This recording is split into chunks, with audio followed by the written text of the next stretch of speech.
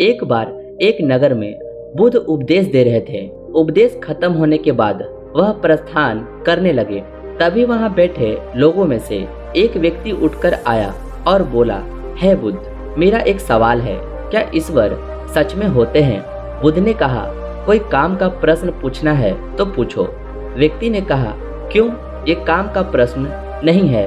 बुद्ध ने कहा, इस धरती पर ईश्वर के होने ना होने से संबंधित जो भी सारे प्रश्न हैं वे सब व्यर्थ हैं। यह कहकर बुद्ध सभा स्थगित कर आश्रम चले गए। अगले दिन वह व्यक्ति आश्रम गया और बुद्ध से कहा कि हे बुद्ध, कल आप मेरे प्रश्न का जवाब दिए बिना चले गए। आज भी मेरा वही प्रश्न है। आपने सालों तपस्या की, आपको इस सवाल का जवाब पता होगा, आप मुझे बता दें। बुद्ध मुस्कुराए और बोले, तुम आस्तिक हो या नास्तिक हो?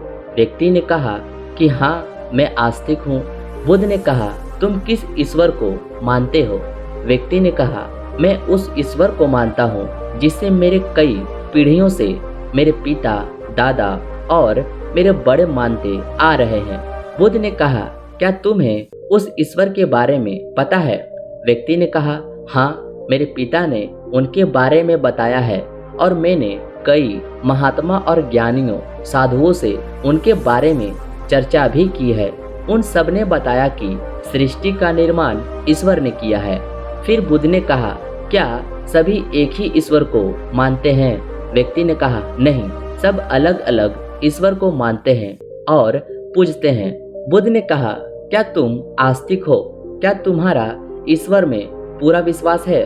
व्यक्ति ने कहा, हाँ, मेरा पूरा विश्वास है, मैं आस्तिक हूँ। बुद्ध ने कहा कि जब तुम्हारा ईश्वर पर पूरा विश्वास है तो तुम मेरे पास क्यों आए हो? व्यक्ति ने कहा कि मैंने कई लोगों से ईश्वर के बारे में सुना है, काफी महान ज्ञानियों सबने उनके बारे में बताया, लेकिन जब मैंने आपसे पूछा तो आपने ईश्वर के प्रश्न को व्यर्थ बताया। आपने उनके बारे में कुछ नहीं कहा, इसलिए मुझे आपके पास आना पड़ा।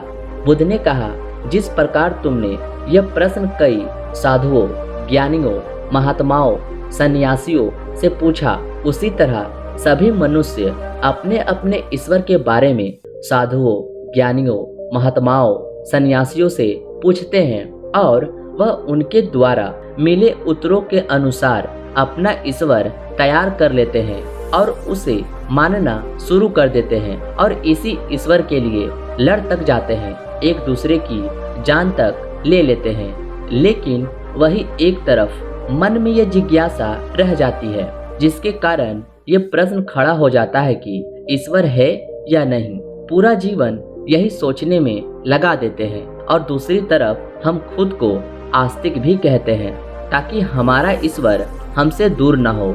वही तुम अपना प्रश्न लेकर मेरे पास आए हो कि ईश्वर है या नहीं। ये प्रश्न इसी कारण उत्पन्न हुआ है क्योंकि तुम्हारे मन में सिर्फ एक संदेह है जिसे तुम दूर कर लेना चाहते हो। लेकिन तुम कितने भी साधु, ज्ञानियों, सन्यासियों से इसके बारे में पूछो या मेरे से पूछो, इसके दिए उत्तर व्यर्थ है जब तक तुम स्वयं न जान लो कि ईश्वर है या नहीं। सिर्फ मान लेने से तुम दुविधा में रह जाओगे और संपूर्ण जीवन निकाल दोगे। तो मुझसे पूछने से अच्छा है तुम आओ और ये जान लो कि ईश्वर है या नहीं। मैं तुम्हें रास्ता दिखा सकता हूँ जो सत्य का और ज्ञान का रास्ता है, जिसमें केवल जानने के लिए जगह है, मानने के लिए कोई जगह नहीं। वह व्यक्ति बुद्ध का शिष्य बना और ज्ञान की प्राप्ति के लिए सत्य की राह पर आगे बढ़ गया। मानने से बेहतर है खुद जानो कि ईश्वर का अस्तित्व आपके लिए कितना है या नहीं। या तो आपको पूरा विश्वास होना चाहिए या फिर आपका विश्वास अभी अधूरा है। दोस्तों, इस कहानी से आपको क्या सीख मिली? कमेंट कर जरूर बताएं।